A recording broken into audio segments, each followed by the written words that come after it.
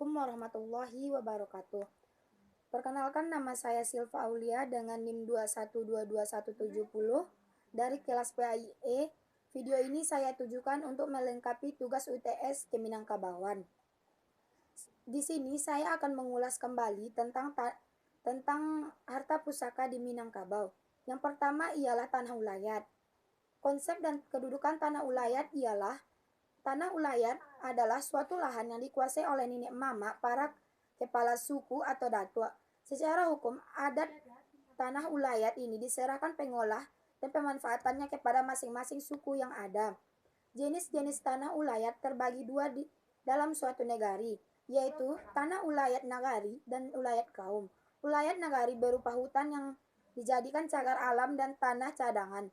Ia juga biasa disebut dengan hutan tinggi.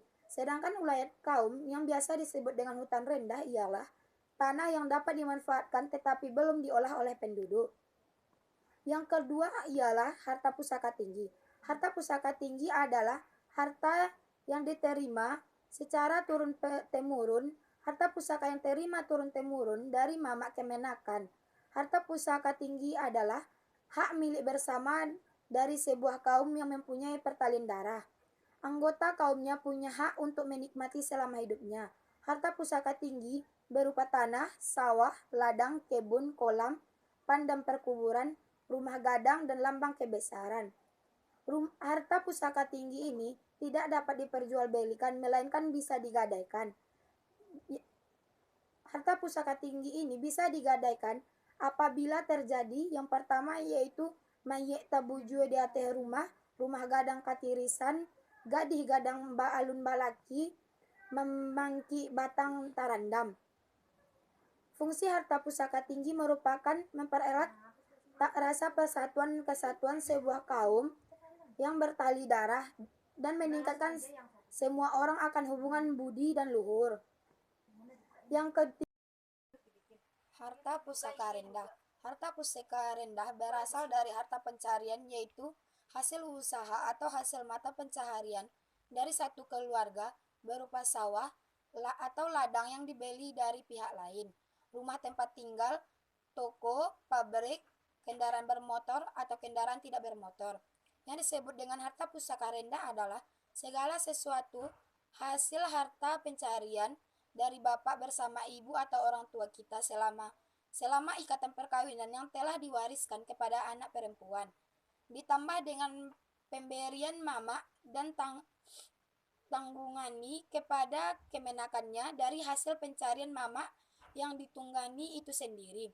Harta pusaka rendah ini setelah diwariskan lagi kepala anak-anaknya disebut dengan harta susu, di mana datang dan sangat memegang peran yang besar untuk menambah pusaka tinggi di Minangkabau.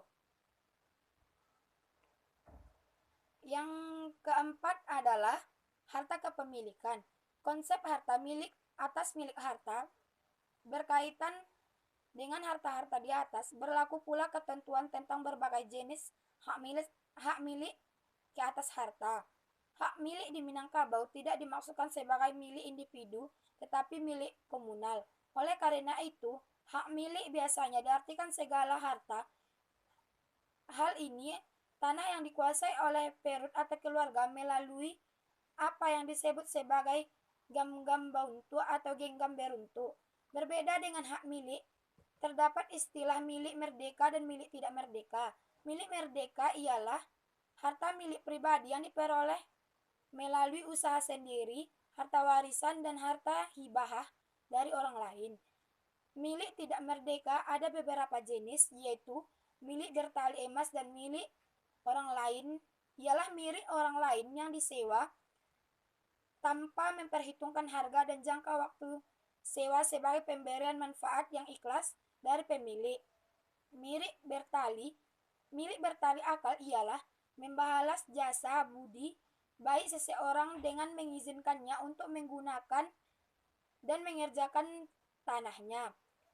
Milik bertali tulang ialah mengusahakan tanah milik orang lain dengan mendapatkan imbalan tertentu seperti memasaduokan atau mempatigokan, berbagi hasil seperdua atau sepertiga.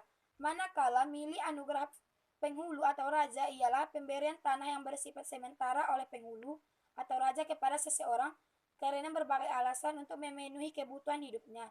Tanah ini tidak boleh dijual atau digadaikan. Tanah ini bisa menjadikan miliknya secara merdeka setelah mendapatkan izin dari penghulu atau raja dengan cara mengisi adat dan manuang lembaga.